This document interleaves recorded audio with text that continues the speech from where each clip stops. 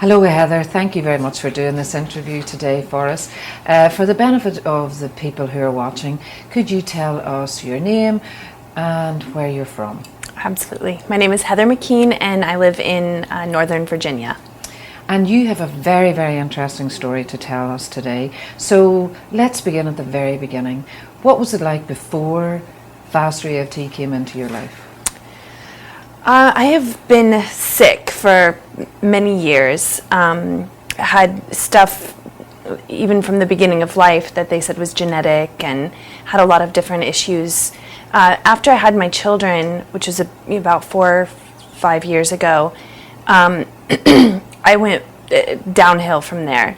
My illnesses became worse and worse. I finally went to a doctor and then was diagnosed with Lyme disease.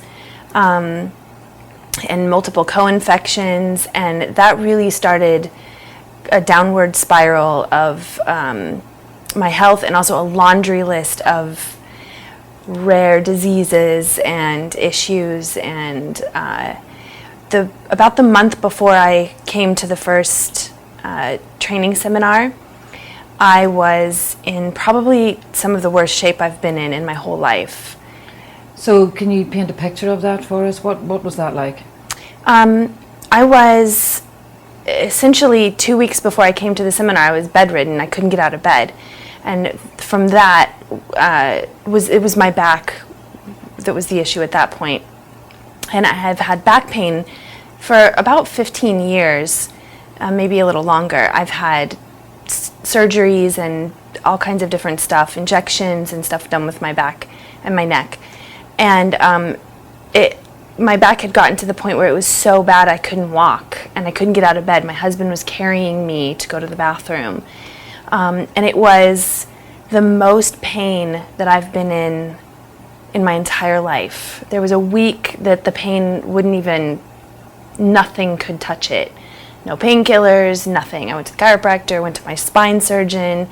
The pain, I was in a fog, a literal fog, and really felt like I cannot live like this. I won't be able to live if the pain doesn't relent. So what was the lowest point then, Heather? Probably the lowest point was about 1.5 years or 2 years before that, where I went into liver and kidney failure. I was taking about 180 medications a day, or pills. Sometimes I'd have to take 2 of one thing or something, but at one point I think I counted it was 180 a day. It was like a full-time job just to get my pills in order, to take them. And at one point my throat just closed up. I could not take the pills anymore. Every time I was thinking about going to take my pills, and I took them like 5 or 6 times a day, I would start to like dry heave or look like I was going to vomit. So I couldn't take my pills, and then I couldn't eat food, and then I couldn't drink water, and I quickly became dehydrated. And at that point I was having my liver levels checked like every 1.5 weeks. And I hadn't gone in, and I was severely dehydrated when I finally went into the doctor. And they ran my levels, and my kidneys and my liver were just in really bad shape. So I ended up being put on IVs, and I was on IVs at home. And to see my kids having to see me like that, my husband was scared for my life. I was in really, really bad shape at that point. So you described all the physical symptoms. What was it like emotionally? What was it like being Heather at that point, that lowest point?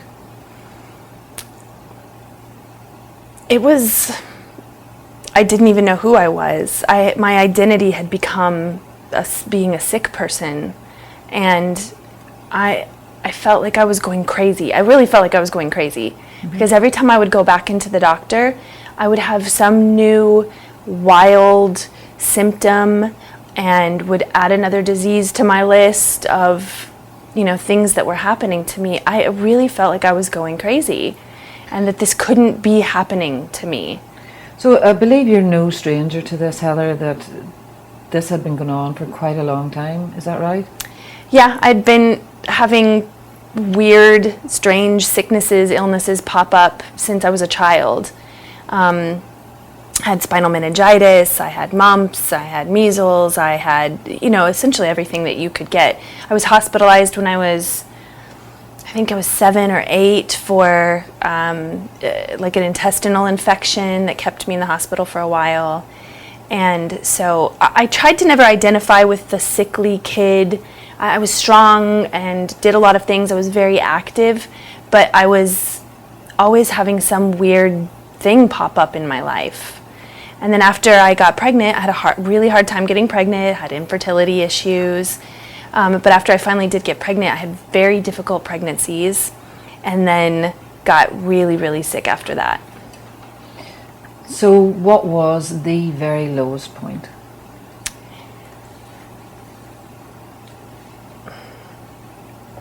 I think that it was seeing my kids try to deal with me being so sick, wanting to play, wanting to have me pick them up, and to not be able to do that. And for them to know that mommy was sick, and for them to start saying that, oh yeah, mommy, you're sick, and oh, I know that you can't do this because you're sick, and realizing that they had a sick mother that was not able to do a lot of things with them, and that they had really gained that identity. And I had never wanted that, and I never wanted that for my kids, and I think that was probably the hardest part. So tell us then what happened. Well, I was dealing with my back stuff, and I had to have a chiropractor come to my house. And as he was working on me, he said, have you ever thought about or heard about tapping? And I said, well, as a matter of fact, someone else along the lines in my life has said something about tapping before, but I never have had the time to look it up. And so I don't even know what it is. And he said, well, I think you should look into it. So I went online and I looked up tapping, and I came across what I now know to be traditional EFT. And I thought, okay, blocked energy from my past, makes sense. And then I came across the bit about needing to tap through each trauma in your life. And I thought, well, good Lord, that's going to take me forever. I might as well do what I'm doing now. So, but it did make sense. Certain things resonated, and it seemed like it made a little sense to me. So I thought, well, maybe there's something faster. So I think I just typed in FasterEFT, and I came across some stuff on YouTube. And I think I watched half of a video, half of the back pain video. I didn't even finish it. And I thought, this is miraculous. I'm going to try this. So I went on the website and I found a practitioner. And she said, I'm not going to be able to work with you until I get back from this training. And I was ready. I was ready to be out of my pain, ready to have some hope. Although I had only a little bit of hope, because I've tried everything. I've tried the medical route. I've tried the Eastern, medicine route. I've done all kinds of acupressure, acupuncture, yoga, energy work, and everything. So I thought, well, maybe this is probably going to be one of those things that I try and it's not going to work. But something about it just really drew me in. So I called a practitioner, and that's what she said. And I said, the training, can anyone go to this training? And she said, well, if you want to become a practitioner. And I thought, well, that's going to be the best way to figure out how to heal myself, is to go learn how other people do it. So I went on the website. I found out it was in a week and a half. And I actually emailed Robert. I Facebook messaged Robert and thought, well, he's never going to get back to me. He's so busy, I'm sure. And he, I think within 3 hours, messaged me back and said, I think you should come. And I was like, all right, I'm going to come. And we scraped the money together. I convinced my husband and scraped the money together to get there. And I was telling everybody, I'm going to go get my back fixed. Told that to my girls, I'm going to go get my back fixed. And that's what I thought might happen. So I went to Oklahoma.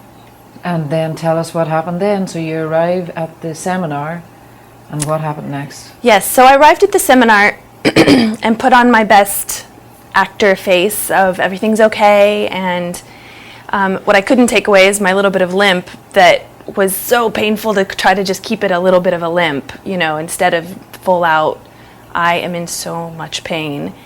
And I went to the transformational weekend first. And within, I'd say, an hour of Robert talking, it all made sense to me. Not all of it, but enough to know that, oh my goodness, this is all in my head. Now, I have very real symptoms. I have all the blood work and everything to say. Every one of my things is very real. But I knew at that moment I was doing it to myself. And it opened, I think, a door. And then lo and behold, not long after that, Robert picked me out of the audience to tap on as an example and put me in what they call the hot seat. So I got in the hot seat and Robert asked me a series of questions. I was scared to death, and then he tapped on me and really addressed just one or two memories from my past. Had nothing to do with my illness, really. I mean, it started out, what did I want? I wanted to be free of my back pain. And then he asked me questions that had very little to do with my back and got me to some memories of abuse. And as he was working on me, I was moving and trying to find the pain, and it was going away. And by the time he was done, it felt like it was 20 minutes, but it was 40. I didn't have back pain or neck pain. And I've suffered with the neck pain longer than the back pain. So let it go. I was blown away. I was shocked, shell-shocked by it. So it seems quite strange that pain could be released in such a short time. So how was that? What was that like as an experience for you? It was unreal. And it messed me up in my head just a little bit. Because Robert, one of the first questions he asked me is like, is this real pain or fake pain? And I seriously wanted to hit him. Because I'm like, you have no idea how real this pain is. It's like consumed my whole life. I'm like wanting to go into the reasons why my pain is so real. But I was like, it's real pain. And then by the end I thought, holy cow, I think I had fake pain. Even though I have years of, resources as to why I had real pain. But it went away so quickly that I thought, part of me thought, how did that happen? And then the answer came, well, you created it in your mind. You can take it apart in your mind.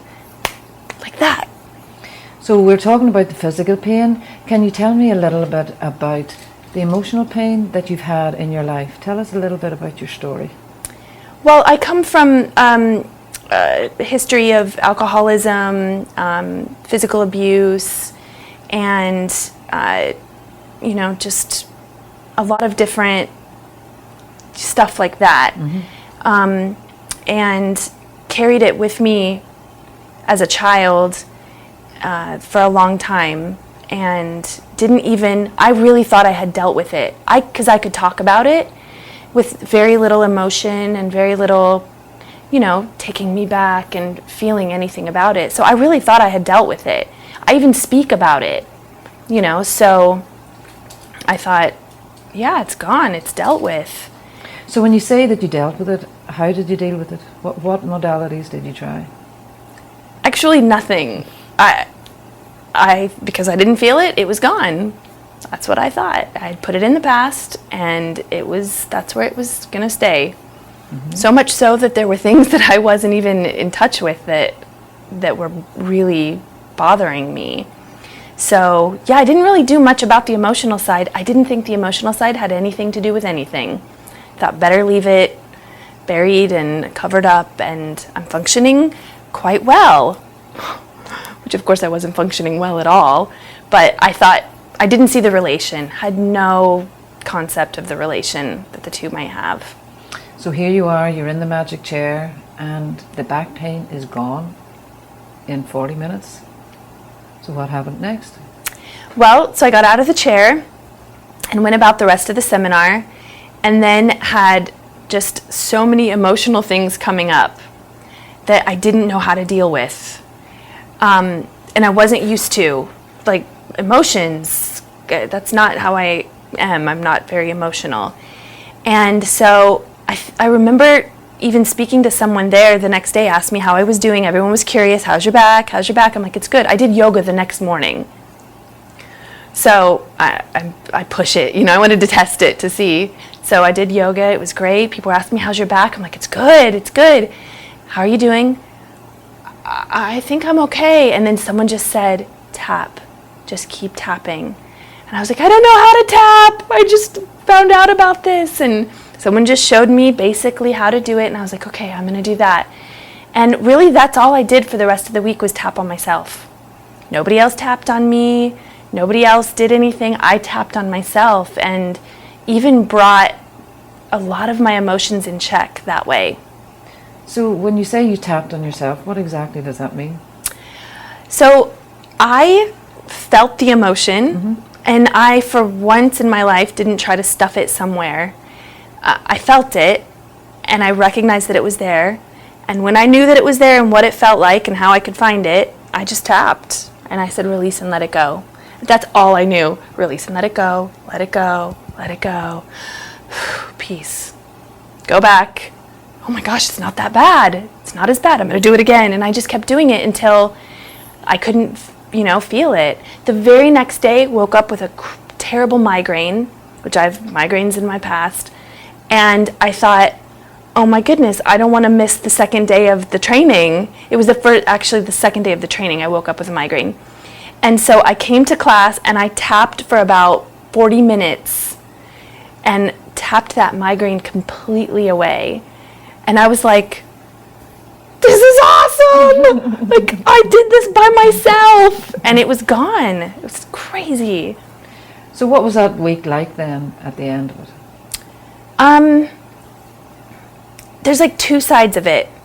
There's the side of it where I was emotionally what I like to call uncorked. I feel like Robert, like I was this bottle of soda, and he shook it, and then and I was bubbling over with emotion, which had me very unnerved, because that's not normally how I function. Then there was the other side of it where I was learning how to take care of all of this, and yet dealing with it at the same time.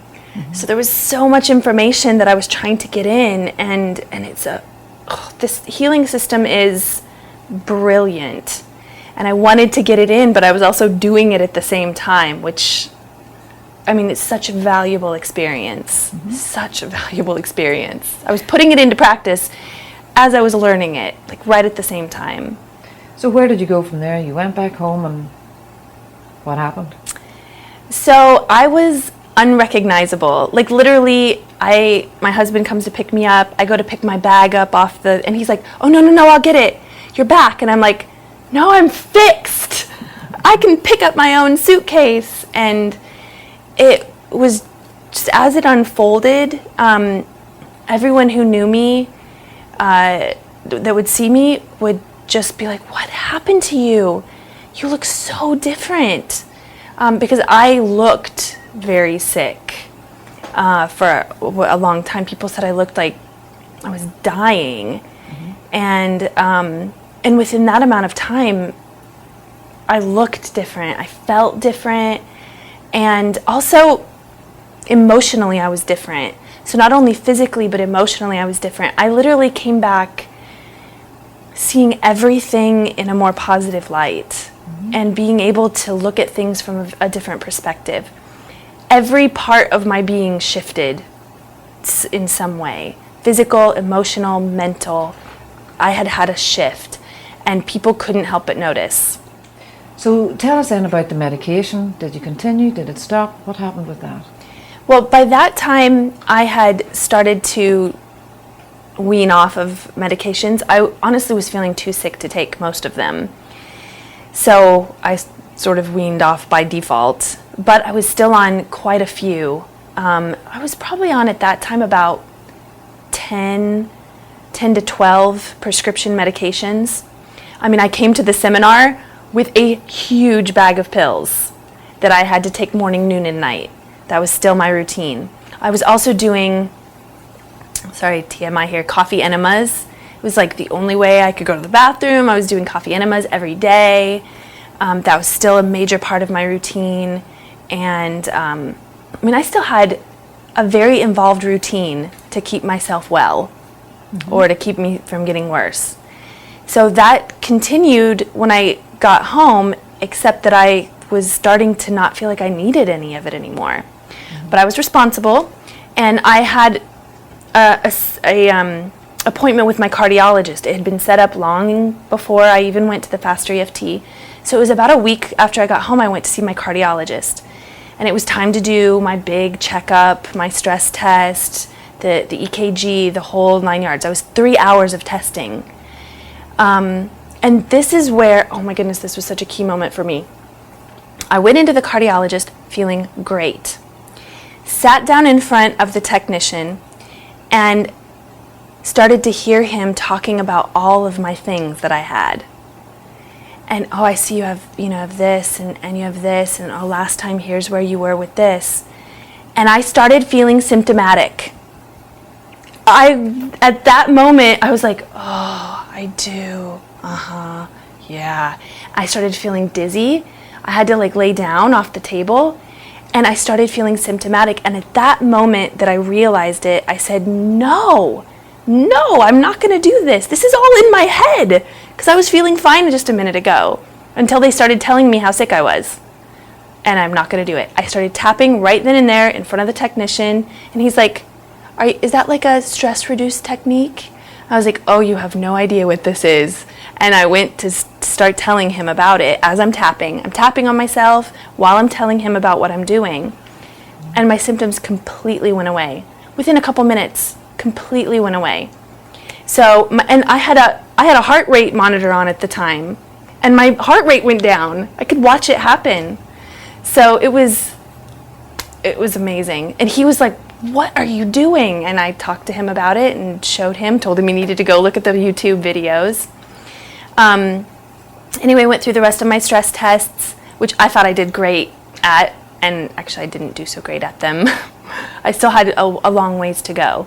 Because though I had created all of this stuff, I had made these things real in my body. My cardiovascular health was really poor. And so I heard that, and I said, well, I can change that. I know how to change that. And so I then saw the cardiologist. He was amazed by my progress, amazed by just my physical progress, what I looked like, what I talked like, how I sounded, and he wanted to know. So I told him all about it. He was super intrigued and said he was going to look it up and wanted to talk to me about it again when the next time I came in. So that was a really big moment for me to realize I'm going to take this into my own hands, and I can. Now, he told me that I could wean off of my medication if I improved my cardiovascular health. So I jumped into a program to start doing that, started working out, started lifting weights, and which I would have not thought I could do, in the years prior. And slowly started weaning off of those meds. So I have weaned off of the meds that had been in my system for a long time and needed to be weaned off of instead of just going cold turkey, because I didn't think that would be responsible. Mm-hmm. And did the tapping continue? Absolutely. Mm-hmm. Yes, I tapped and tapped and tapped and tapped. The interesting thing is I didn't tap on any of my diseases, any of my illnesses. That's not what I was tapping on. Sometimes pain would show up in different places, and I would tap on the pain, but I never really identified with any of my diseases after that. Didn't really think I have POTS, I have Lyme, I have rheumatoid arthritis, I have ankylosing spondylitis, I have, malaria, I have chronic pneumonia, all these things. Oh my goodness, the list goes on and on and on. I didn't feel like I had those anymore. And I thought, I don't know if I ever really had all these. I just created, these symptoms and these diseases. And just by addressing memories and the past and what came up, when it came up, what came up, I just dealt with life, tapping, and everything started to go away. any like symptoms from all of the stuff started to go away without tapping on the disease itself at all. But just to be clear, you did have documented evidence that you had these illnesses. They weren't made up in your head. You had them. Right. I have a folder Yes. about this thick with blood tests and CAT scans, MRIs, tons of blood tests sent to specialty labs from specialists. I have all of it, all the lab work, and all the doctor's notes too. Every time I would go in, I would get the doctor's notes, the super bill, and I went through and wrote down all the diseases that I have, and it was probably 20 different conditions, diseases, syndromes, fibromyalgia, chronic fatigue. I mean, you name it, I had it. Documented proof. And specialists, rheumatologists, cardiologists, I have a spine surgeon. I have all these people on speed dial, that know me well, know me very well. So then, how did your life change?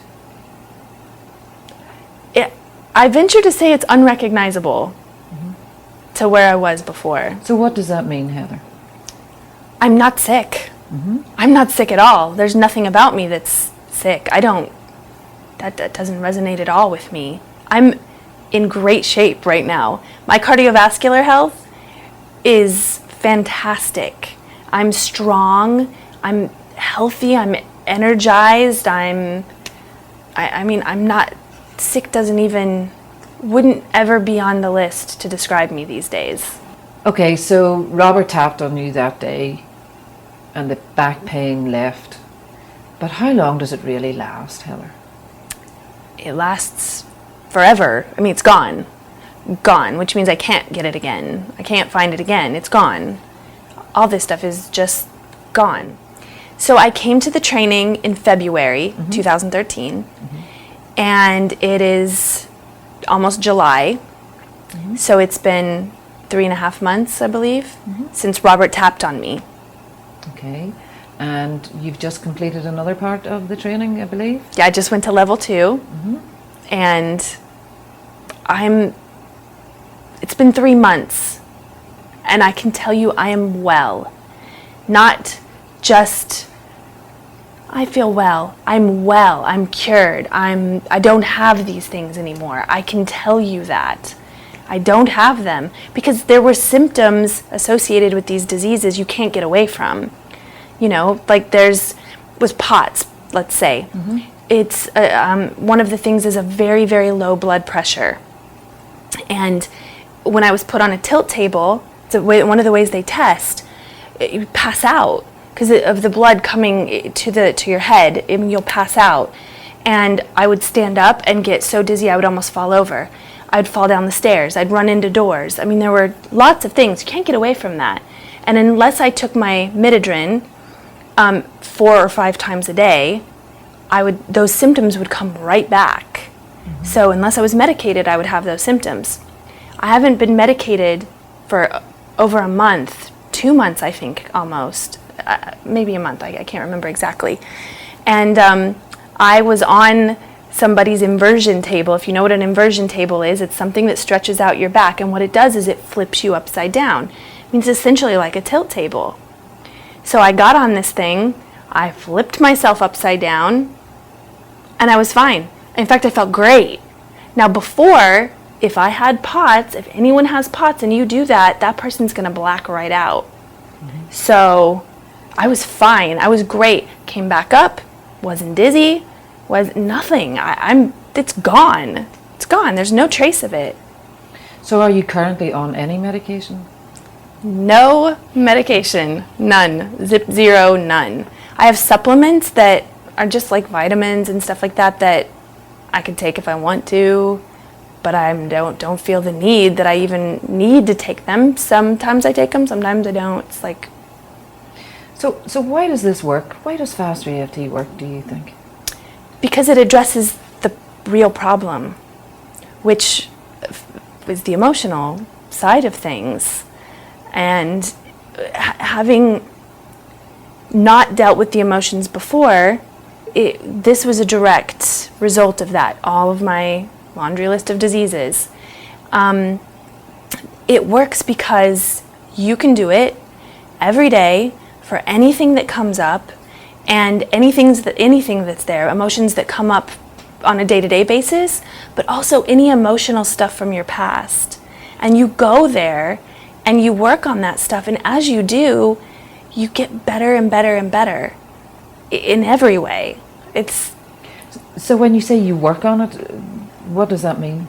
You tap. Essentially you tap. And just release it? You think, you come in contact with it, or you embrace it, you feel it, you know where it is, however it's manifested in you. For some people it's a picture, for some people it's a feeling, for some people it's just, it can be a smell, or, they heard something, and it elicits an emotional reaction. That, when you know that there's that emotional reaction, you tap. And when you tap, you feel your fingers. Feel your fingers, you think about the fingers tapping, wherever you touch, traditionally here, here, here, and here. Grab your wrist, you say peace, taking a deep breath, blow it out, say peace. And when you come back, that emotional charge has decreased. Sometimes it's gone like that, but usually you come back and it's definitely decreased, and you just keep taking it down. So, what's the highlight, Heather, in all of this? What has been the highlight for you? Okay, the highlight is my daughter, oh boy, my 6-year-old daughter saying that she's got her mommy back and that I'm better than ever. And she said, "You're the best mommy ever." And she very much knows something huge has changed, and she's just stuck to me like glue now because she has her mommy back, and better than she has ever known me to be. So what would you say to anyone out there who may be in the same position as you have been?